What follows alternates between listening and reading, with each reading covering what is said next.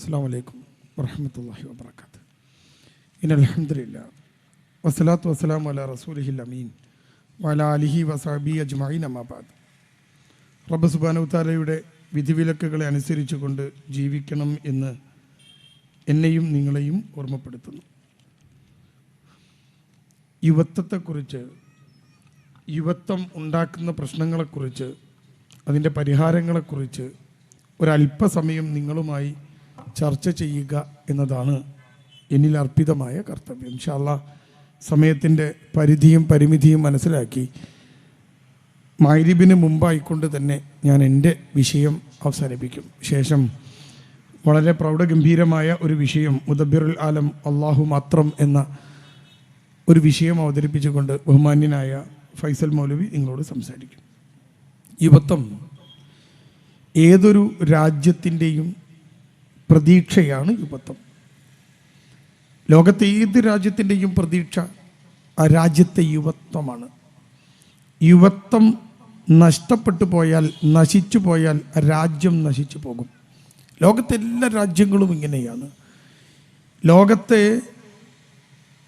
വികസിത രാജ്യങ്ങൾ എന്ന് പറയുന്ന രാജ്യങ്ങൾ, അവരൊക്കെ ഏറ്റവും കൂടുതൽ പണം മുടക്കുക, ഏറ്റവും കൂടുതൽ കാര്യങ്ങൾ ചെയ്യുക യുവത്വത്തെ നേർവഴിക്ക് നടത്താനാണ്. ഏത് രാജ്യവും നിങ്ങൾക്ക് നോക്കാം, അവർ യുവത്വത്തെ കൃത്യമായ ഒരു ദിശാബോധത്തിൽ മുന്നോട്ട് കൊണ്ടുപോകാനുള്ള ശ്രമം നടത്തും. കാരണം രാജ്യത്തിൻ്റെ ഭാവി യുവത്വമാണ്. ആ യുവത്വം എപ്പോഴാണോ പ്രശ്നങ്ങളിലേക്ക് പോകുന്നത്, അവിടെ നമ്മൾ മനസ്സിലാക്കുക രാജ്യത്തിന് ഭാവിയില്ല എന്ന്. ഞാനിതൊക്കെ പറയാനുള്ളൊരു കാരണം എന്താണെന്നറിയോ? ഈ കഴിഞ്ഞ ദിവസം ഗവൺമെൻറ്റിൻ്റെ ഒരു റിപ്പോർട്ട് വന്നു. ആ റിപ്പോർട്ടിൽ 10 വർഷങ്ങൾ കഴിഞ്ഞാൽ കേരളത്തിൽ വൃദ്ധന്മാരുടെ എണ്ണം കൂടുതലും ചെറുപ്പക്കാരുടെ എണ്ണം കുറവുമാണ് എന്നാണ് ആ കണക്ക് വന്നത്.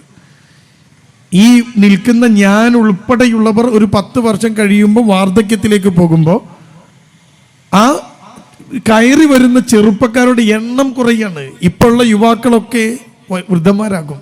എന്നിട്ട് ഈ ചെറുപ്പക്കാരുടെ എണ്ണം കുറയും. എണ്ണം കുറയുന്ന ചെറുപ്പക്കാർ, ആ ചെറുപ്പക്കാരിൽ ഭൂരിഭാഗം പേരും പ്രശ്നക്കാരായി മാറും. ഞാനല്ല അതൊന്നും പറഞ്ഞത്. കേരളത്തിലെ സർക്കാർ, പിണറായി വിജയൻ നയിക്കുന്ന ഭരിക്കുന്ന സർക്കാർ നിയമസഭക്കകത്ത് കൃത്യമായ കണക്കുകൾ വെച്ച് പറഞ്ഞ കാര്യമാണ്. യുവാക്കൾ സ്കൂളിലും കോളേജിലും പഠിക്കുന്ന കുട്ടികളിൽ 70% ലഹരിക്കടിമയാണ് എന്ന്. ഞാനല്ല പറഞ്ഞത്, നമ്മളെ മുസ്ലിം സംഘടനയല്ല പറഞ്ഞത് കേരളത്തിൻ്റെ മുഖ്യമന്ത്രി ഇരിക്കുന്ന നിയമസഭക്കകത്ത് കണക്കുകൾ ഉദ്ധരിച്ച് പറഞ്ഞു. കേരളത്തിലെ യുവാക്കൾ, ഇനി വളർന്നു വരുന്ന ഒരു തലമുറ, സ്കൂളുകൾക്കകത്ത് 70% മയക്കുമരുന്നിൻ്റെ പിടിയിലാണ്. മദ്യം ഉൾപ്പെടുന്ന മയക്കുമരുന്നുകൾ. ചിന്തിച്ചു നോക്കൂ നിങ്ങൾ. എന്നിട്ട് ഗവൺമെൻറ് പണം ചെലവാക്കി പദ്ധതികൾ നടത്തുന്നു. എന്തിനാ? ഈ യുവാക്കളെ വഴി നടത്താൻ പദ്ധതികൾ നടത്തുന്നു. വിസ്ഡം യൂത്ത് ഒരുപാട് സ്ഥലങ്ങളിൽ ലഹരിക്കെതിരെ ടോക്ക് ഷോകൾ സംഘടിപ്പിച്ചു. ഒരുപാട് സ്ഥലങ്ങളിൽ, കണ്ണൂർ മുതൽ പാലക്കാട് വരെയുള്ള സ്ഥലങ്ങളിൽ ധാരാളം ടോക്ക് ഷോകളിൽ, ഈ ടോക്ക് ഷോയിൽ ഒരു മെമ്പറായി ഞാനും പോയി. ഒരുപാട് ആളുകളോട് നമ്മൾ ഡിബേറ്റ് ചെയ്തു. ഇവരൊക്കെ പറയുന്നത്, ഇവർ പറയുന്ന സാധനം കളിക്കളങ്ങൾ ഉണ്ടാക്കണം, ബോധവൽക്കരണം നടത്തണം, ഇതൊക്കെയാണ് കുട്ടികളെ നേർവഴിക്ക് നടത്താനുള്ള മാർഗം എന്നാണ്. അതിനപ്പുറത്തേക്കുള്ള ഒരു മാർഗം ഇവരെ കയ്യിലില്ല. എക്സൈസിനൊന്നും ചെയ്യാനില്ല. എൻ്റെ മുമ്പിലിരിക്കുന്ന എൻ്റെ പ്രിയപ്പെട്ടവർ തിരിച്ചറിയണം, കോഴിക്കോട് ജില്ലയിലെ എക്സൈസ് ഉദ്യോഗസ്ഥരുടെ എണ്ണം 200-ൽ താഴെയാണ്. ഈ ഇരിക്കുന്ന നമ്മളൊക്കെ അറിയണം, അങ്ങാടിയിൽ എൻ്റെ ശബ്ദം കേൾക്കുന്നവരറിയണം, 200-ൽ താഴെ എക്സൈസ് ഓഫീസർമാരാണ് കോഴിക്കോട് ജില്ലയിലുള്ളത്.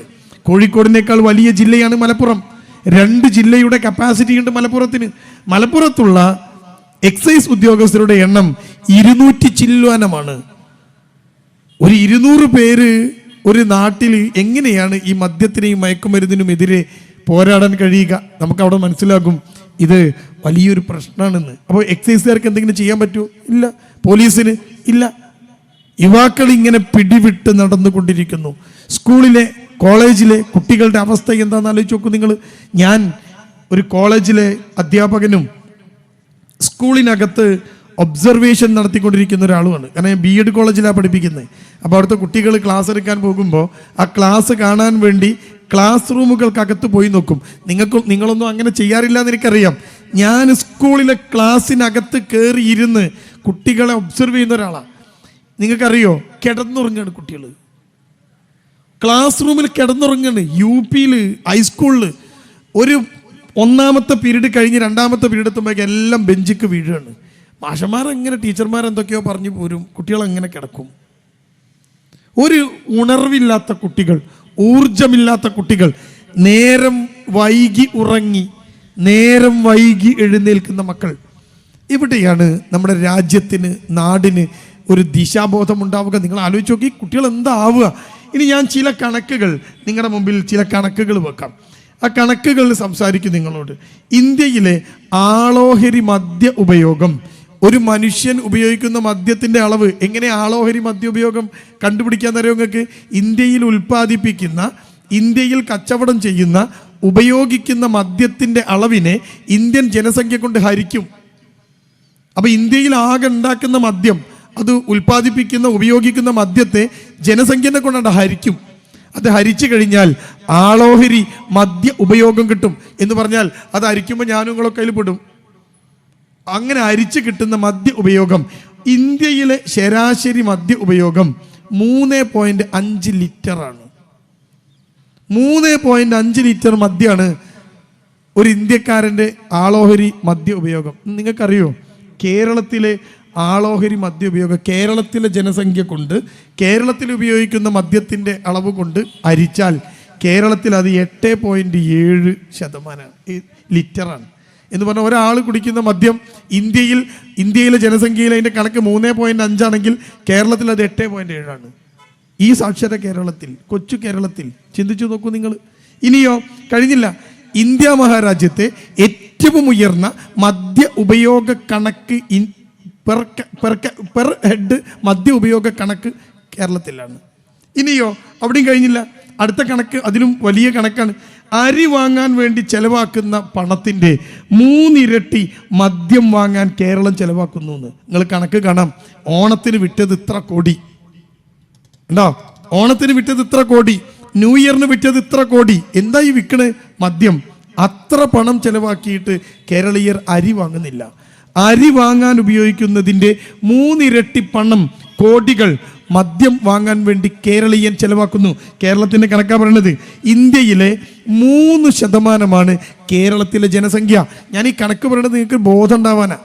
നമ്മളിതൊക്കെ ഇങ്ങനെ പറയുമ്പോൾ, ഇതൊക്കെ ഞാൻ പലയിടങ്ങളിൽ ചെന്ന് പറഞ്ഞതാ. അതൊക്കെ പറയുമ്പോൾ അവരൊക്കെ പറയുക അങ്ങനെയല്ല ഇങ്ങനെയല്ല എന്നാ. ഇത് കണക്കാ, ആർക്കും കിട്ടുന്ന കണക്കാ. കേരളത്തിലെ ജനസംഖ്യ ഇന്ത്യയിലെ ജനസംഖ്യയുടെ 3%.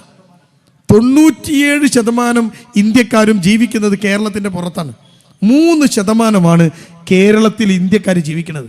നിങ്ങൾ കണക്ക് മനസ്സിലാക്കൂ. ആ കേരളത്തിൽ ഇന്ത്യയിൽ ഉൽപ്പാദിപ്പിക്കുന്ന മൊത്തം മദ്യത്തിൻ്റെ 14% ഉപയോഗിക്കുന്നു എന്ന് കണക്ക്. 3% മാത്രം ജനസംഖ്യയുള്ള കേരളത്തിലാണ് 14% ഇന്ത്യയിൽ ഉൽപ്പാദിപ്പിക്കുന്ന മദ്യം, വിദേശ മദ്യം എന്നറിയപ്പെടുന്ന മദ്യം, അത് കേരളത്തിലാണ് വിറ്റഴിക്കപ്പെടുന്നത് എന്ന്. 3% കുടിച്ചു തീർക്കുന്നത് കേരളത്തിലെ, ഇന്ത്യയിലെ 14% മദ്യമാണ്. ഇത് ഈ കണക്ക് ആർക്കും കിട്ടുന്ന കണക്കാണ്. കഴിഞ്ഞില്ല, ഇനിയോ ഈ മദ്യത്തിൻ്റെ ഉപയോഗത്തിൽ പഞ്ചാബ് നമ്മൾക്ക് പിറകിലാണ്, മഹാരാഷ്ട്ര നമ്മൾക്ക് പിറകിലാണ്. അറിയോ നിങ്ങൾക്ക്, 8 വർഷം കൊണ്ട് കേരളത്തിലെ മദ്യ ഉപയോഗം വളർന്നത് 2 ഇരട്ടിയാണ്. 2 ഇരട്ടി മദ്യത്തിൻ്റെ ഉപയോഗം കേരളത്തിൽ കൂടി എന്ന്. ഇതൊക്കെ കണക്കില്ല. ഇനിയോ ഗവൺമെൻറ് പുറത്തുവിട്ട കണക്കാണ് ഞാൻ പറയുന്നത്. മദ്യം രുചിച്ചു നോക്കുന്ന ആൺകുട്ടികളുടെ പ്രായം 18 വയസ്സിന് താഴെയാണ് എന്ന് ഒക്കെ കണക്കാണ്. ഇനിയോ മദ്യം ഉപയോഗിക്കുന്ന 5-ൽ ഒരാൾ മദ്യത്തിന് അടിമപ്പെട്ടു പോകുന്നു എന്ന് കണക്ക്. ഇങ്ങനെ ഏറ്റവും കൂടുതൽ സൂയിസൈഡ്, ആത്മഹത്യാ നിരക്ക് കൂടുന്ന സംസ്ഥാനമായി കേരളം മാറുകയാണ്. ഇതിങ്ങനെ ഒരു ഭാഗം ഇതാണ്. ഇനിയോ ഇത് മദ്യം, ഞാൻ പറഞ്ഞ ഈ സാധനം മദ്യമാണ്. സർക്കാരിൻ്റെ കണക്കിൽ, നാടിൻ്റെ കണക്കിൽ മദ്യം ഇപ്പോൾ മയക്കുമരുന്നല്ല. അവർ മദ്യം പ്രശ്നമല്ല. മദ്യം സർക്കാർ ഇങ്ങനെ മുഴത്തിന് ഓരോ സ്ഥലത്ത്, ഈ പള്ളിക്കൽ ബസാറിൻ്റെ ഇടവഴിയുടെ ഉള്ളിൽ മദ്യശാലയുണ്ട്. എത്രയോ സമരങ്ങൾ നടന്നു, ആളുകൾ എതിർത്തു, പ്രശ്നങ്ങൾ ഉണ്ടാക്കി. പക്ഷേ അവിടെ ഒരു മദ്യഷാപ്പ് വന്നു. ഇപ്പണ്ട് ഈ പള്ളിക്ക ബസാർ കിട്ടും നിങ്ങൾക്ക് മദ്യം, വിദേശ മദ്യം, അതിന് ഷോപ്പുണ്ട്. ആ അങ്ങാടിക്കട് പോയാൽ മതി. രാമനാട്ടുകരക്കടുത്ത് തോട്ടുങ്കൽ എന്ന് പറയുന്ന സ്ഥലം, രാമനാട്ടുകരയിലേക്ക് എൻട്രി ചെയ്യുന്നത് ആ തോട്ടുങ്കൽ എന്ന് പറയുന്ന പാലം കഴിഞ്ഞിട്ടാ. നിങ്ങൾക്കൊക്കെ അറിയാം, നാട്ടുകാരല്ലേ. ആ തോട്ടുങ്കലിക്ക് ഒരു മദ്യഷാപ്പ് വന്നു. വർഷങ്ങൾ സമരം ചെയ്തു ആളുകൾ, മദ്യനിരോധന സമിതികൾ ഉണ്ടാക്കി, നാട്ടുകാർ പ്രശ്നമുണ്ടാക്കി. ഇന്നും പന്തൽ അവിടെ അവശേഷിക്കുകയാണ്, അവിടെ ഇന്നും സമരം നടക്കുകയാണ്. പക്ഷേ ഒരു വലിയ ഷോപ്പിൽ നിറഞ്ഞ കച്ചവടം നടക്കുകയാണ് മദ്യത്തിൻ്റെ. തോട്ടുങ്കൽ ഇപ്പോൾ മദ്യശാലയുടെ, രാമനാട്ടുകര അങ്ങാടിക്ക് പോണ്ടങ്ങൾ അവിടെ ഒരു 7 മണി കഴിഞ്ഞാൽ ഒരു വണ്ടി ആക്സിഡൻ്റ് ആയാൽ കംപ്ലീറ്റ് പഞ്ചായത്താക്കാൻ വരിക കള്ളുടിയന്മാരാ. ഒരു മനുഷ്യന് നിൽക്കാൻ പറ്റാത്ത കോലത്തിലല്ല. എത്രയാ കള്ളുഷാപ്പുകളുള്ളത്. അതിന് ഇപ്പുറത്ത് ഒരു ബാർ ഹോട്ടൽ, അപ്പുറത്ത് വേറെ ബാർ ഹോട്ടൽ. ഞാൻ പറഞ്ഞത് ഈ ഒരു ഇട്ടാവട്ടം സ്ഥലത്തെ മദ്യമാണ് ഞാൻ പറയണത്. മദ്യം ഇങ്ങനെ ഒഴുക്കാണ്. ആര്? സർക്കാർ. അത് ഇന്ന സർക്കാർ എന്നല്ല, മാറി മാറി വരുന്ന സർക്കാരുകൾ. മദ്യം അവർക്ക് പ്രശ്നമല്ല, അത് വിറ്റ് പണമുണ്ടാക്കി അതുകൊണ്ട് രാജ്യം നടത്താമെന്ന് ചിന്തിക്കുമ്പോൾ നശിപ്പിക്കപ്പെടുന്നത് യുവത്വത്തെയാണ് എന്ന ചിന്ത അവർക്കില്ലാതെ പോവുകയാണ്. നിങ്ങൾ ചിന്തിച്ചു നോക്കിയതൊക്കെ ഒന്ന്, ഈ കണക്കുകൾ നിങ്ങളൊന്ന് എടുത്തു നോക്ക്. അപ്പം ഇതാണ് മദ്യത്തിൻ്റെ അവസ്ഥ. ഞാനിത് പറഞ്ഞത് യുവത്വമാണ് ഇതിലേക്കൊക്കെ ആകർഷിക്കപ്പെടുന്നത്. ഇന്ന് സ്കൂളുകളിലും കോളേജുകളിലുമൊക്കെ പാർട്ടികളിൽ അടിച്ചു പൊളിക്കുന്നത് ഈ മദ്യമാണ്. കഴിഞ്ഞ ന്യൂ ഇയർ, ഒരു മാസം മുമ്പ്, ഈ ന്യൂ ഇയറിന് ഇന്ത്യയിലും കേരളത്തിലൊക്കെ വിറ്റ മദ്യത്തിൻ്റെ അളവെടുത്ത് നോക്ക്. ആരത് കുടിച്ചു തീർത്തത്? ഇവരൊക്കെ നാളെ എന്താ സംഭവിക്കുക? ഞാൻ അതിലേക്ക് വരാം. ഇതിപ്പോൾ ഞാൻ പറഞ്ഞത് മദ്യത്തിൻ്റെ കണക്കാണ്, മദ്യത്തിൻ്റെ കണക്കാണ്. ഇനി മറ്റൊരു സാധനം, യുവാക്കൾക്ക് ഏറ്റവും ഇഷ്ടപ്പെട്ട, വൃദ്ധന്മാരും അതേപോലെ മധ്യവയസ്കരും ഒന്നും വല്ലാതെ ഉപയോഗിക്കാത്ത സാധനം, അതിൻ്റെ പേരാണ് രാസലഹരി എന്ന് പറഞ്ഞാൽ ന്യൂ ജെൻ ലഹരിയാണ് രാസലഹരി എന്നത്. ഈ രാസലഹരിൻ്റെ പ്രത്യേകത എന്താ? അതിൻ്റെ പ്രത്യേകത, പണ്ട് കാലത്ത് നാം ഒക്കെ പറയുന്ന മയക്കുമരുന്ന് എന്നാ പറയുക. ഈ കഞ്ചാവ് ഉപയോഗിച്ച ആളുകളെ മയക്കുമരുന്ന് എന്നാ പറയുക. എന്ന് പറഞ്ഞാൽ അത് ഉപയോഗിച്ചാൽ ഒരു മയക്കുണ്ടാവും. ഈ അങ്ങാടിയിൽ ഒരാളിങ്ങനെ തൂങ്ങിക്കെട്ടിയിരുന്നാൽ നമ്മളെന്താ ചോദിക്കുക? എന്താ ചങ്ങാതി കഞ്ചാവ് അടിച്ചേരിയിരിക്കുന്നത് ചോദിക്കും, അല്ലേ? കാരണം കഞ്ചാവ് അടിച്ചാൽ ഒരാൾ ഡൗൺ ആവുകയാണ് ചെയ്യുക. അറിയോ നിങ്ങൾക്ക്, ഇന്ന് ഉപയോഗിക്കുന്ന ഈ രാസലഹരിയുടെ പേര് മയക്കുമരുന്ന് എന്നല്ല, സ്റ്റിമുലൻസ് എന്നാണ്. അത് ഊർജം കൂട്ടുന്ന, ആവേശം കൂട്ടുന്ന മരുന്നുകളാണത്. അപ്പം മയങ്ങിയിരിക്കില്ല, അവൻ്റെ ഊർജം കൂടുക ചെയ്യുക. യുവാക്കളൊക്കെ ഇപ്പോൾ ഈ ഊർജം കൂടിയിട്ട് ഇങ്ങനെ നടക്കുകയാണ്. ഇവിടെയാണ് വിസ്ഡം യൂത്ത്, ഈ യുവാക്കളും യുവത്വവും നിർവചിക്കപ്പെടണം എന്ന് കരുതിയത്. കണ്ടോ നിങ്ങൾ, വല്ലാത്തൊരവസ്ഥയാണ്. ഈ അവസ്ഥ കൈകാര്യം ചെയ്യേണ്ടത് വിസ്ഡം യൂത്ത് അല്ല, ഗവൺമെൻറ്റും സർക്കാരും ഒക്കെയാണ്. പക്ഷേ അവരൊക്കെ ഇതിൽ ഇരട്ടത്താപ്പ് കാണിക്കുന്നു. ഒരു വശത്ത് മദ്യമൊഴുക്കി, മറുവശത്ത് ഇതിനെതിരെ ക്യാമ്പയിൻ നടത്തുകയാണ്. നമ്മൾ ഇരട്ടത്താപ്പിനെതിരാണ്. മദ്യമൊഴുകാനുള്ള അവസരം ഉണ്ടാക്കുകയാണ്. നിങ്ങളൊന്ന് ആലോചിച്ച് നോക്കി, ഈ പള്ളിക്കൽ ബസാറിൽ വിദേശ മദ്യം കിട്ടാൻ തുടങ്ങിയത് എന്നാണ്? ഈ തോട്ടങ്ങളിൽ വിദേശ മദ്യം കിട്ടാൻ തുടങ്ങിയ എന്ന 1 വർഷത്തിനുള്ളിലാണ്. എത്ര മദ്യഷാപ്പുകളായി? നിങ്ങളുടെ കിട്ടാവട്ടത്ത് എത്രണ്ണായി? ഇവിടുന്ന് അങ്ങോട്ട് വിട്ടോ നിങ്ങൾ.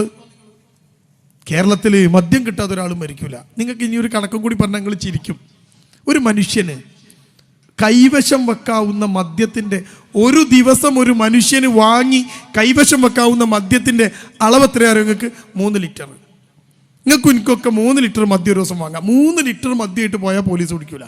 4ാമത്തെ ലിറ്റർ കയ്യിലുണ്ടെങ്കിൽ പോലീസ് പിടിക്കും. 3 ലിറ്റർ മദ്യം ഒരു മനുഷ്യൻ ഒരു ദിവസം വാങ്ങി കൊണ്ടുപോവാം, കയ്യിൽ വെക്കാം. ഒരു മനുഷ്യൻ ഒരു ദിവസം കുടിക്കേണ്ട വെള്ളം എത്രയാണ് നിങ്ങൾക്ക്? 2 ലിറ്റർ. 2 ലിറ്റർ വെള്ളം കുടിച്ചാൽ മതി മനുഷ്യൻ. പക്ഷേ 3 ലിറ്റർ മദ്യം ഒരു മനുഷ്യന് വാങ്ങാം. എന്തൊരു വിരോധാഭാസമാണ്. ഗവൺമെൻറ്റുകൾ എന്തേ ഈ മദ്യത്തിൻ്റെ, ഒരു മനുഷ്യന് കൈവശം വെക്കാവുന്ന മദ്യം 500 മില്ലി ആയിട്ട് എന്തേ കുറയ്ക്കാത്തത്? 250 ആയിട്ട് എന്തേ കുറയ്ക്കാത്തത്? നിങ്ങൾ ചിന്തിച്ചു നോക്കി. 3 ലിറ്റർ മദ്യം ഒരു മനുഷ്യൻ കുടിച്ചാൽ പിന്നെ അവൻ എണീക്കൂല. എല്ലാ ആഘോഷങ്ങൾക്കും, കല്യാണത്തിനും സൽക്കാരത്തിനും മുഴുവൻ മദ്യമാണ്. ഭാര്യ പ്രഗ്നൻ്റ് ആയി എന്നറിഞ്ഞാൽ അത് ആഘോഷിക്കുന്നത് ഭർത്താവും കൂട്ടുകാരും മദ്യം കഴിച്ചാണ്. എവിടെയാണ് നമ്മുടെ നാടെത്തി നിൽക്കുക? ഈ യുവാക്കളെ നമ്മൾ എന്താ ചെയ്യേണ്ടത്? നിങ്ങൾ ചിന്തിച്ചു നോക്ക്. ഇനി ഏതെങ്കിലും ഒരു ബോധവൽക്കരണ ക്ലാസ് ഈ ഗവൺമെൻറ് പറഞ്ഞാൽ എന്താ അറിയോ? ബോധവൽക്കരണം നടത്തുക. ഇന്നിപ്പോൾ ഈ പരിപാടി നടത്തുക, നിങ്ങളൊന്നും തിരിഞ്ഞു നോക്കുകയാണ് എത്ര യുവാക്കൾ ഇതിലുണ്ടെന്ന്. താടി മുടി നിറച്ച ആൾക്കാർ അതിൽ കൂടുതൽ. എത്ര യുവാക്കളുണ്ട്? ഇവരാരാ ബോധവൽക്കരിക്കുക? ബോധമുള്ള ആൾക്കാർ ഇപ്പോൾ ഇതിക്ക് പോവില്ല, ഇല്ലാത്ത ആളാണ് ഇതിക്ക് പോവുക. ഓനെ പിടിച്ച് എങ്ങനെ ബോധവൽക്കരിക്കുക അല്ലേ? അപ്പോൾ ഇതിനൊരു പരിഹാരം വേണം. നമുക്ക് പരിഹാരത്തിലേക്ക് വരാം.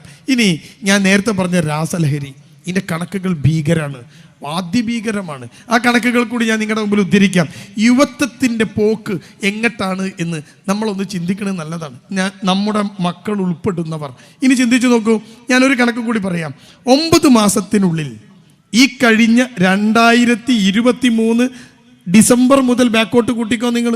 9 മാസം എന്ന് പറഞ്ഞാൽ 2023 ഒരു മാർച്ച് മാസത്തിനൊക്കെ ശേഷമുള്ള ഡിസംബർ വരെയുള്ള ഒരു മാസം. 2024 കണക്കല്ല, 23 ഡിസംബറിന് മുമ്പുള്ള 9 മാസത്തിൽ നമ്മുടെ കേരളത്തിൽ 6736 കേസുകൾ എടുത്തു. എന്തിൻ്റെ കേസ് എന്നറിയോ നിങ്ങൾക്ക്? രാസലഹരിയുമായി ബന്ധപ്പെട്ട കേസുകൾ മാത്രം 6736 കേസെടുത്തു ഗവൺമെന്റ്, പോലീസ്. ഇനി ആ കേസിലോ, ആ കേസിൽ അറസ്റ്റിലായവരിൽ, ആ കേസിൽ ആളുകൾ അറസ്റ്റിലായവരിൽ 4-ൽ ഒരാൾ 20 വയസ്സിന് താഴെ പ്രായമുള്ളവരാണ്. ഈ രാസലഹരിയുമായി അറസ്റ്റിലാകുന്ന 4-ൽ ഒരാൾ, 4 പേരെ പിടിക്കുമ്പോൾ അതിൽ ഒരാൾ 20 വയസ്സിന് താഴെയാണെന്ന് പ്രായം. കഴിഞ്ഞില്ല ഒരു വർഷം 15 കിലോ MDMA ഉൾപ്പെടെയുള്ള മയക്കുമരുന്നുകൾ പിടികൂടുന്നു. ആര്? എക്സൈസും പോലീസും. ഒരു വർഷം 15 കിലോ. ഇപ്പം നിങ്ങൾ വിചാരിക്കും 15 കിലോ അല്ലേ? ഈ രാസലഹരിക്ക് ഒരു പ്രത്യേകത, 1 ഗ്രാം കൊണ്ട് 10 പ്രാവശ്യമെങ്കിലും ഒരാൾക്ക് ഉപയോഗം നടക്കും. 1 ഗ്രാം ഒരു നഖത്തിൻ്റെ മുകളിൽ വെക്കാവുന്ന ഒരു നുള്ള് എന്ന് പറഞ്ഞാൽ, ഒരു നുള്ള് ചിലപ്പോൾ ഒരു നുള്ള് പിടി എന്നൊക്കെ പറയില്ല നമ്മൾ, ഒരു നുള്ള് എന്ന് പറഞ്ഞാൽ ചിലപ്പോൾ 1 ഗ്രാമിൽ കൂടുതലുണ്ടാവും. 1 ഗ്രാം കൊണ്ട് 10 പേർക്ക് മയങ്ങാം. അതാണ് ഈ രാസലഹരിയുടെ പ്രത്യേകത. അങ്ങനെ 1 ഗ്രാം, 10 ഗ്രാം, 100 ഗ്രാം, 1000 ഗ്രാം, അതാണ് 1 കിലോ. 15 കിലോ രാസലഹരി MDMA പിടികൂടി ഒരു വർഷം. ഇനി നിങ്ങൾ കേട്ടോ, ഈ എക്സൈസും പോലീസും പറയാണ് പിടികൂടിയതിൻ്റെ 20 ഇരട്ടി രാസലഹരി നമ്മുടെ നാട്ടിൽ ഇറങ്ങിയിട്ടുണ്ട് എന്ന്. അപ്പം നിങ്ങൾ ചിന്തിച്ചോ, എത്ര ഉണ്ടാവും? 15ൻ്റെ 20 ഇരട്ടി കൂട്ടിക്കോ നിങ്ങൾ. കണ്ടോ? 300 കിലോ, 400 കിലോ. എന്താ ഞാൻ പറഞ്ഞല്ലോ, 1 ഗ്രാം കൊണ്ട് 10 പേർക്ക് മയങ്ങാമെങ്കിൽ 400 കിലോ കൂട്ട് നിങ്ങൾ. ഒരു ചാക്ക് അരി 50 കിലോ ആണ് കൂട്ടരെ. ഒരു ചാക്ക് അരി 50 കിലോ ആണ് ഒരു ചാക്കിൻ്റെ അരി. ഉണ്ടോ? അങ്ങനത്തെ 10 ചാക്ക് അരി ഉണ്ടെങ്കിലോ, ആ 10 ചാക്ക് അരി സൂക്ഷിച്ചു വെക്കുന്ന അത്ര അളവിൽ MDMA ഒരു വർഷം കേരളം എന്ന കൊച്ചു സംസ്ഥാനത്തേക്ക് ഇറങ്ങുന്നു എന്ന കണക്ക്. നോക്കൂ നിങ്ങൾ, കണക്കാൻ ഞാൻ പറയണത്. 2018 മുതൽ 2022 ജൂൺ വരെ 1.5 കൊല്ലം. 2018 ജനുവരി മുതൽ 2022, അപ്പോൾ എത്ര വർഷമായിരുന്നു കുട്ടികൾക്ക്? 19, 20, 21, 3.5 കൊല്ലം വിമുക്തി എന്ന് പറയുന്ന ഗവൺമെന്റിന്റെ സെന്ററുകളിൽ കൗൺസിലിങ്ങിന് സമീപിച്ചത് 10,337 പേരാണ്.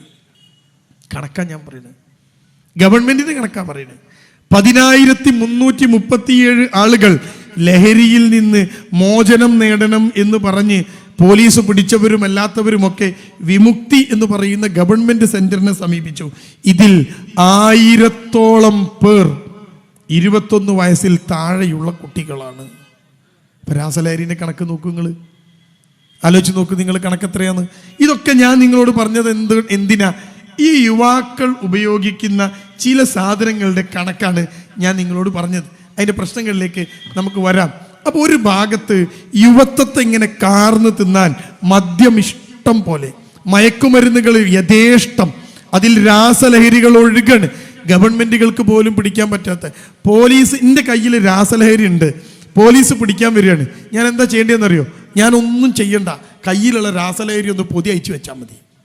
പോലീസ് വരുമ്പോഴേക്ക് അത് ലഹരിയല്ലാതെയായി മാറും. അത് പൊതി അയച്ചു വെച്ചാൽ മതി. പോലീസ് വന്ന് എന്നെ പിടിക്കുമ്പോൾ എന്താ വേണ്ടത്? വെളുത്ത പൊടി കൊണ്ടുപോയിക്കോ, പരിശോധിച്ചോ. അങ്ങനെ ഗവൺമെൻറ് കൊണ്ടുപോയി പരിശോധിച്ച് നോക്കുമ്പോൾ അത് ലഹരിയല്ല. ഇത്രക്ക് ഹൈടെക് സാധനങ്ങൾ നാട്ടിലിറങ്ങിക്കൊണ്ടിരിക്കുകയാണ്. നമ്മുടെ മക്കളോ നമ്മുടെ യുവാക്കളോ നോക്കുങ്ങൾ, ഒരു മനുഷ്യനും പിടിതരാതെ, ആരും പറഞ്ഞാൽ കേൾക്കാതെ എന്തൊക്കെയോ ഒരു ലോകത്ത് ഇങ്ങനെ ജീവിക്കുക നമ്മളെ മക്കള്. ഒരു പ്രത്യേക വിധത്തിൽ ഈ കുട്ടി വലുതായി ഈ നാട്ടിൻ്റെ സേവനങ്ങളെ, ആളുകളെ എങ്ങനെ മുന്നോട്ട് കൊണ്ടുപോകും എന്ന് നമ്മൾ ഓർക്കണം. അവിടെയാണ് വിസ്ഡം, യുവത്വം ഇനിയും ഒന്നുകൂടി പുനർനിർവചിക്കണം എന്നാവശ്യപ്പെട്ടത്. ഇതൊരു ഭാഗമാണ്. ഇപ്പം ഞാൻ പറഞ്ഞത് ഒരു എന്ത് പറഞ്ഞത്? മദ്യപം മയക്കുമരുന്ന് ഒഴുകുന്ന കണക്കാണ് ഞാൻ നിങ്ങളുടെ മുമ്പിൽ വെച്ചത്. കണക്ക്, വേറെ ഒന്നും ഞാൻ പറഞ്ഞില്ല അല്ലേ. ഇനി നമുക്ക് മറ്റൊരു ഭാഗത്തേക്ക് കിടക്കാം. ഇത് ലഹരിയുമായി ബന്ധപ്പെട്ട യുവത്വം നേരിടുന്ന ഒരു പ്രശ്നം. ഇനി നമുക്ക് മറ്റൊരു ഭാഗത്തേക്ക് കിടക്കാം. ഈ നാടിന്, കേരളത്തിന് നമുക്കൊരു സംസ്കാരമുണ്ട്. എന്താ നമ്മളെ സംസ്കാരം? കുടുംബമായി ജീവിക്കുന്ന ഒരു സംസ്കാരം. ആണും പെണ്ണും ചേർന്ന് കുടുംബമായി ജീവിക്കുന്ന സംസ്കാരം. അതിൽ കുട്ടികളുണ്ടാകുന്ന സംസ്കാരം, കുട്ടികളൊക്കെ സ്കൂളിൽ പോകുന്ന സംസ്കാരം. ഇതൊക്കെ നമ്മുടെ നാടിൻ്റെ സംസ്കാരമാണ് അല്ലേ. ഞാൻ കൂടുതലൊന്നും പറയണ്ട. ഇപ്പോഴോ നിങ്ങളുടെ മുമ്പിൽ നിങ്ങളുടെ വീട്ടിലുള്ള ഒരു 18കാരി പെണ്ണിനോട്, ആ പെണ്ണിനോട് നിങ്ങൾ വിവാഹത്തെക്കുറിച്ച് സംസാരിക്കൂ. നിങ്ങളുടെ വീട്ടിലുള്ള 25 വയസ്സുള്ള ആണിനോട്, ജോലി കിട്ടിയ ആണിനോട് നിങ്ങൾ വിവാഹത്തെക്കുറിച്ച് സംസാരിക്കൂ. ഉടൻ ഈ ചെറുക്കനും പെൺകുട്ടിയും പറയും, കല്യാണമൊന്നും കഴിച്ചിട്ട് ഇപ്പോൾ കാര്യമില്ല. വിവാഹം എന്ന് പറയുന്ന ഒരു നാടിൻ്റെ സംസ്കാരത്തിൻ്റെ ഏറ്റവും വലിയ അളവുകോലായ, ജീവിതത്തിൻ്റെ ഏറ്റവും മനോഹരമായ രൂപമായ കുടുംബ സംവിധാനം, യുവത്വം എന്ന് പറയുന്ന ചില ആളുകൾ പുതിയ ഒരു നിർവചനം കൊണ്ടുവരികയാണ്. ഇത് വലിയ പ്രശ്നമാണ്. ഈ കേരളത്തിൽ ഒരു സിനിമ ഇറങ്ങാണ്. സിനിമ വലിയ വിജയമാണ്. കേരളത്തിലെ മഹാനടൻ അഭിനയിച്ച സിനിമ, വൻ വിജയമായ സിനിമ. ആ സിനിമയുടെ സംവിധാനം ചെയ്ത മനുഷ്യനോട് പത്രക്കാർ ചോദിച്ചു, നിങ്ങളുടെ സിനിമ ഒക്കെ വിജയിച്ചല്ലോ. അയാൾ പറഞ്ഞു, വിജയിച്ചു. അത് സ്വവർഗരതിയുമായി ബന്ധപ്പെട്ട വിഷയമുള്ള സിനിമയാണ്. ആ സിനിമയുടെ ഡയറക്ടറോട് ചോദിക്കുകയാണ്, നിങ്ങൾക്ക് ഈ സിനിമയെക്കുറിച്ച് എന്താ അഭിപ്രായം? ആ ഡയറക്ടർ പറഞ്ഞ വാക്ക് എന്താണെന്നറിയോ? എൻ്റെ സിനിമ കണ്ട് ഒരു 10 കുടുംബമെങ്കിലും തകർന്നാൽ എൻ്റെ സിനിമ വിജയിച്ചു എന്നാണ്. അപ്പം ഇയാൾ സിനിമ ഇറക്കി എന്തിനാ? കുടുംബം കലക്കാൻ. ഒരു ഭാഗത്ത് സിനിമ കുടുംബം തകർക്കാനുള്ള സിനിമകൾ ഇറങ്ങിക്കൊണ്ടിരിക്കുകയാണ്, മറുഭാഗത്ത് കുടുംബം എന്നതിൻ്റെ പ്രശ്നങ്ങൾ മാത്രം കൈകാര്യം ചെയ്തുകൊണ്ട് സിനിമ ഇറങ്ങുകയാണ്. അപ്പോൾ കുട്ടികൾ ഇത് കാണുമ്പോൾ എന്താ ചിന്തിക്കണത്? ഈ കുടുംബം വലിയ പ്രശ്നമാണ്, എടങ്ങേറാണ്, പ്രശ്നമാണ്, ഇത് സ്വാതന്ത്ര്യമില്ലാത്തതാണ്. പിന്നെയോ മറുഭാഗത്ത് ആണും പെണ്ണും ഒരുമിച്ച് ജീവിച്ചാൽ പ്രശ്നമില്ല എന്ന് ചിന്തിക്കുന്ന ആളുകൾ. നിങ്ങൾ ചിന്തിക്കണം, ഈ കുടുംബം എന്ന അവസ്ഥയെ ഒരു ഭാഗത്ത് ഇങ്ങനെ. എന്നിട്ടോ പുതിയ പെൺകുട്ടിയൊക്കെ കല്യാണം വേണ്ട, പുതിയ പെൺകുട്ടിയൊക്കെ കുടുംബം വേണ്ട, അവർക്ക് പ്രസവിക്കേണ്ട, പിന്നെയോ പഠിക്കണം, എന്നിട്ടോ ജോലി നേടണം, എന്നിട്ടോ സ്വാതന്ത്ര്യം വേണം. എന്തിന്? നട്ടപ്പാതിരക്ക് അങ്ങാടിയിൽ ഇറങ്ങി നടക്കണം, അവർക്ക് ഇസ്ലാമികമല്ലാത്ത വസ്ത്രം ധരിക്കണം, അവർക്ക് ആണുങ്ങൾ കള്ളു കുടിക്കും പോലെ പെണ്ണുങ്ങൾക്ക് കുടിക്കണം. അതുകൊണ്ട് ഇന്ന് കേരളത്തിലെ കണക്കെടുത്താൽ നിങ്ങൾക്ക് മനസ്സിലാകും, സ്ത്രീകളായ ആളുകൾ മദ്യപിക്കാതിരുന്ന ഒരു കേരളത്തിൽ നിന്ന് 2010 ശേഷം സ്ത്രീ മദ്യപന്മാരുടെ എണ്ണം കൂടുന്നു എന്ന് ഗവൺമെന്റ് കണക്കാണ്.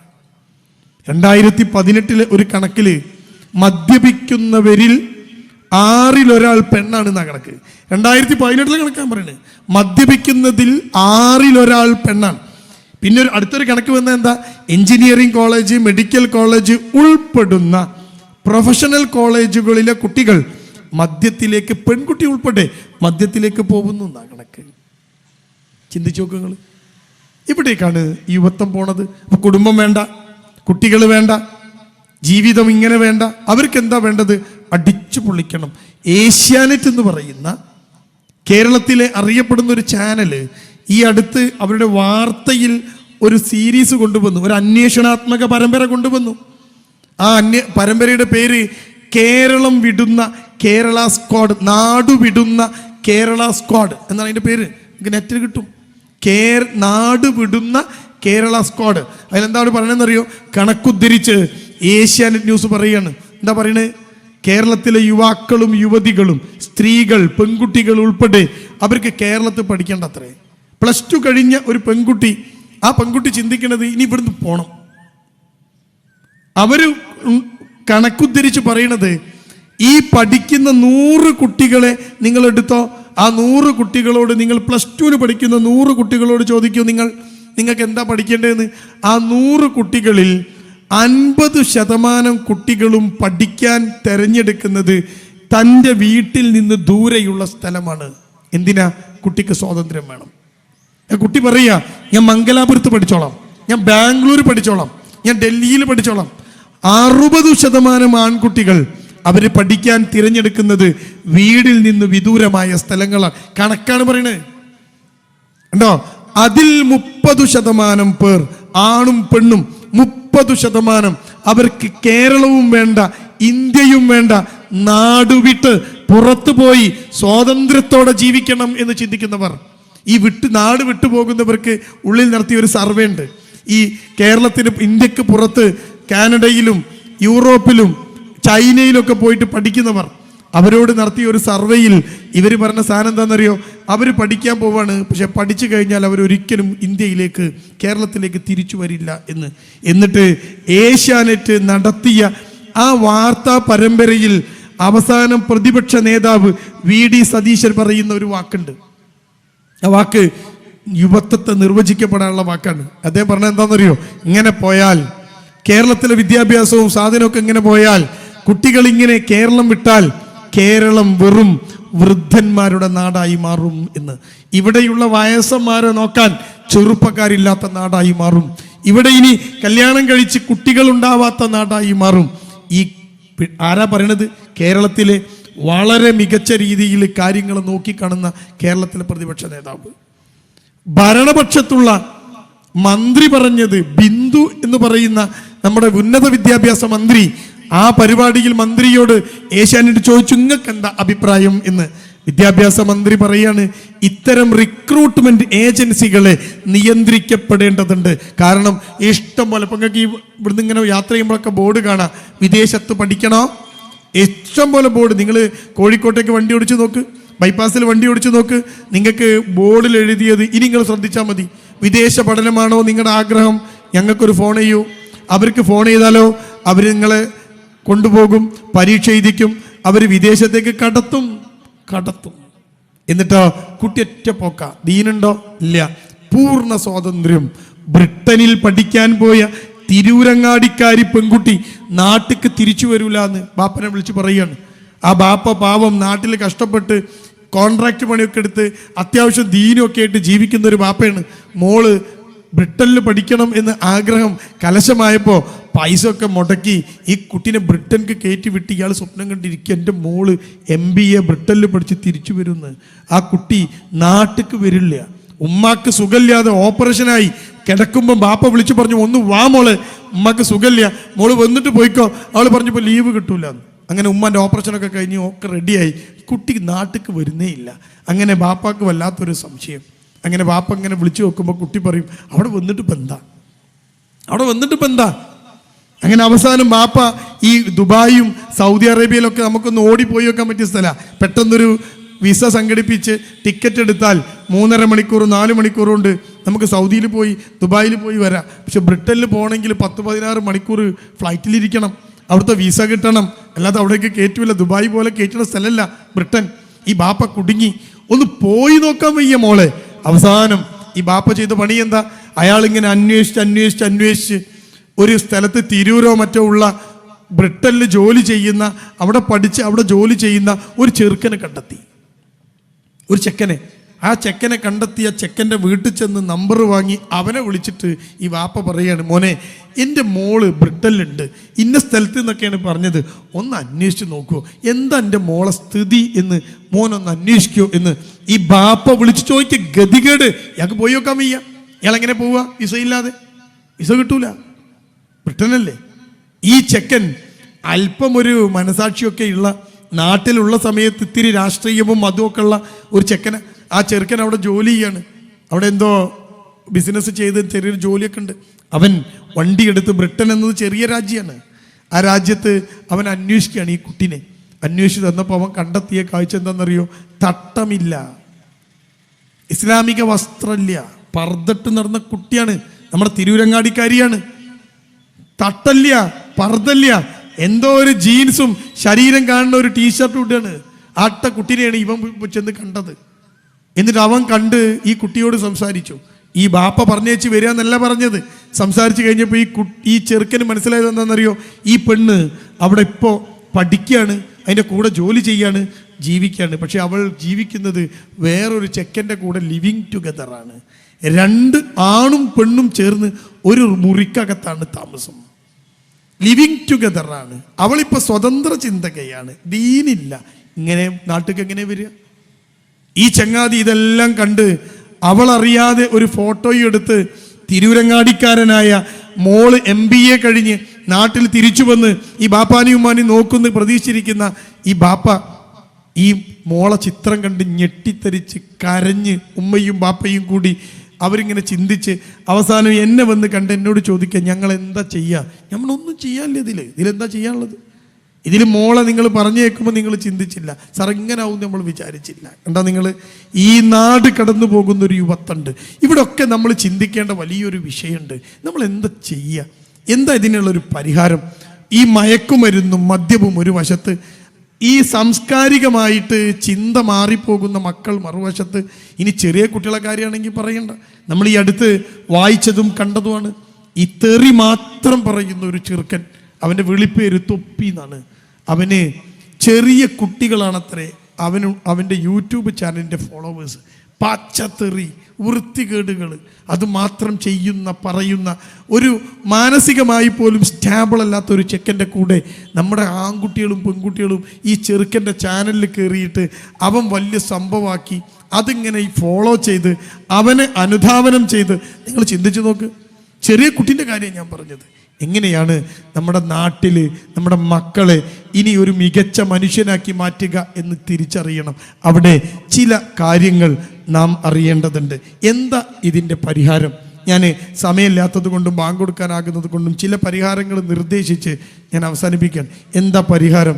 പരിഹാരം കളിക്കളങ്ങൾ തുറക്കലല്ല. പരിഹാരം സ്കൂളുകളുടെ ബിൽഡിംഗ് മോടി പിടിപ്പിക്കലല്ല. ആ മോടി പിടിപ്പിച്ച സ്കൂളുകൾക്കകത്ത് ലഹരി പടരുന്നു എന്ന് ഗവൺമെൻറ്റാ പറഞ്ഞത്. അപ്പം എന്താ പരിഹാരം? പരിഹാരം ചിലതുണ്ട്.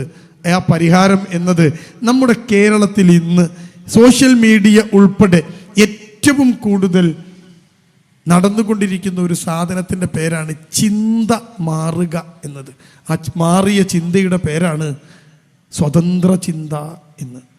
ജീവിതം ആസ്വദിക്കപ്പെടാൻ മാത്രമുള്ളതാണ്, അടിച്ചു പൊളിക്കാനുള്ളതാണ് ജീവിതം എന്ന് ചിന്തിച്ചു പോയ മക്കൾ ക്യാമ്പസുകൾക്കകത്തുണ്ട്.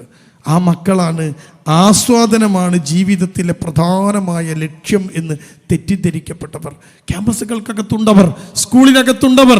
അവരാണ് ന്യൂ ഇയറിൻ്റെ അന്ന് അടിച്ചു പൊളിക്കണം. ന്യൂ ഇയർ അതിന് അകത്ത് ലഹരി കയറണം, അല്ലെങ്കിലോ ഇവർക്കിങ്ങനെ അടിച്ചു പൊളിക്കാനുള്ള സമയം കിട്ടൂല. അങ്ങനെ ചിന്തിക്കുന്ന ചില ചിന്താധാരകളുണ്ട്. ഞാൻ പ്രൊജക്ടർ ഉണ്ടെങ്കിൽ കാണിച്ചു തരണമെന്ന് വിചാരിച്ചു. കേരളത്തിലൊരു മനുഷ്യൻ, മൈത്രേയൻ എന്നാണ് അയാളുടെ പേര്. അയാൾ പറയാണ്, സോഷ്യൽ മീഡിയയിൽ ലക്ഷക്കണക്കിന് പേര് ഫോളോ ചെയ്യുന്ന സോഷ്യൽ മീഡിയയിൽ ആ ചങ്ങാതി പറയാണ്, ഞാൻ നിങ്ങൾക്ക് കാണിച്ചു തരണമെന്ന് വിചാരിച്ചത്. ഇൻഷാ അല്ലാഹ് സമയം ഉണ്ടെങ്കിൽ നമുക്ക് നോക്കാം. ആ സോഷ്യൽ മീഡിയയിൽ വന്ന് അയാൾ പറയാണ്, കഞ്ചാവ് നിയമപരമാക്കണം എന്ന്.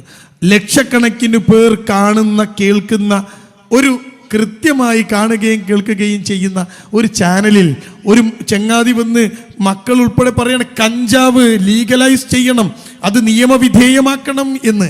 എൻ്റെ പ്രിയപ്പെട്ട നമ്മൾ ചിന്തിക്കേണ്ടത്, നമ്മുടെ പ്രിയപ്പെട്ട മക്കൾ ഇവരെ രക്ഷപ്പെടുത്താൻ ഒറ്റ മാർഗ്ഗമേ ഉള്ളൂ. ആ മാർഗ്ഗം എന്താണെന്നറിയോ? ഇത്തരക്കാരെ നിയന്ത്രിക്കണം. ഇത്തരം ചിന്തകളിൽ നിന്ന് മക്കളെ മാറ്റി നിർത്തണം. സ്കൂളുകൾക്കും ക്യാമ്പസുകൾക്കും അകത്ത് ഈ സ്വതന്ത്ര ചിന്തകർ LGBTQIA++ ആണും ആണും പെണ്ണും പെണ്ണും ഏത് കോലത്തിലും തല തിരിഞ്ഞും മനുഷ്യന് ജീവിക്കാം എന്ന് ഈ കുട്ടികളെ ബോധ്യപ്പെടുത്തി. ഇവരാണ് നമ്മുടെ നാട്ടിൽ ലഹരി പടർത്തിയത്, ഇവരാണ് നമ്മുടെ നാട്ടിലെ കുട്ടികളുടെ തലച്ചോറ് തിന്നുകളഞ്ഞത്. ഇവരെയാണ് നിലക്ക് നിർത്തേണ്ടത്. ഒരു പരിഹാരം എന്താണ്? രണ്ടാമത്തെ പരിഹാരം എന്താ? ഇവരൊക്കെ പറയാണ്, ഈ സോഷ്യൽ മീഡിയയിൽ വന്നിട്ട് സ്കൂളിൽ ചെന്ന് പറയാണ് മതമാണ് പ്രശ്നം എന്ന്. അവർ പറയുന്നത് മതം പ്രശ്നമാണ് എന്നാണ്. നമ്മൾ പറയുന്നത് മതമാണ് പരിഹാരം എന്നാണ്. ഒരു മനുഷ്യന് നന്മയും തിന്മയും വേർതിരിച്ച് 2 ലിസ്റ്റാക്കി കയ്യിൽ കൊടുക്കണം. അപ്പോഴല്ലേ അവനോട് തിന്മ ചെയ്യരുത്, നീ നന്മ ചെയ്യണം എന്ന് പറയാൻ പറ്റുള്ളൂ. 2 ലിസ്റ്റ് വേണ്ടേ? എന്തും ചെയ്യാം നിങ്ങൾക്ക് എന്ന് പറഞ്ഞാൽ ആ കുട്ടി ഏതിലേക്കാ പോവുക? നമ്മൾ ചിന്തിച്ചു നോക്ക്. 2 ലിസ്റ്റ്, ഹറാമിൻ്റെ ഹലാലിൻ്റെ 2 കൃത്യമായ ലിസ്റ്റുകൾ ഇസ്ലാം മനുഷ്യന് മുന്നിൽ വെക്കാൻ. ചെയ്യരുത് എന്ന ഒരു ലിസ്റ്റ്, ചെയ്യാം എന്ന 2ാമത്തെ ലിസ്റ്റ്. കുട്ടികളെ നമുക്ക് എങ്ങനെ പോറ്റുക? മോനെ ഇതൊന്നും ചെയ്യരുത്, ഇതൊക്കെ ചെയ്യാം. അങ്ങനെ തെറ്റും ശരിയും വേർതിരിച്ചറിഞ്ഞു കൊടുക്കാനുള്ള ഒരു വിദ്യാഭ്യാസം നമ്മുടെ നാട്ടിൽ കൊണ്ടുവരണം. ഇന്ന് നമ്മുടെ നാട്ടിലെ അവസ്ഥ എന്താ? ടെക്സ്റ്റ് ബുക്കുകൾക്കകത്ത് ഞാൻ നേരത്തെ പറഞ്ഞ ഈ സ്വതന്ത്ര ചിന്തയെ കുത്തി നിറച്ച് നമ്മുടെ കുട്ടികളുടെ കുഞ്ഞു തലച്ചോറിനകത്ത് പോലും സ്വാതന്ത്ര്യമാണ് ഏറ്റവും വലുത് ചിന്തിക്കുക. 14 വയസ്സുള്ള 9ാം ക്ലാസ്സുകാരൻ ഉമ്മയോട് ചെന്ന് പറയാണ്, ഞാൻ വലിയ കുട്ടിയെ എന്നെ നിയന്ത്രിക്കേണ്ടെന്ന്. 15 വയസ്സുള്ള പെൺകുട്ടി പറയാണ്, ഉമ്മാന്റെ പണിയെടുക്ക്, നിയന്ത്രിക്കണ്ട എന്ന്. ഈ നിയന്ത്രണം നഷ്ടപ്പെടുമ്പോഴാണ് അപകടങ്ങൾ ഉണ്ടാവുക. ഈ കഴിഞ്ഞ കൊറോണ കാലത്താണ് ഒരു വിമാനം മൂക്കുകുത്തി എയർപോർട്ടിൻ്റെ താഴേക്ക് നിരങ്ങി നീങ്ങിയത്. കുറച്ച് ആൾക്കാർ മരിച്ചുപോയി, കുറേ ആൾക്കാർക്ക് പരിക്ക് പറ്റി. ഇന്നും ഭേദമാവാത്ത പരിക്കുമായിട്ട് ആളുകൾ ജീവിക്കുന്നു.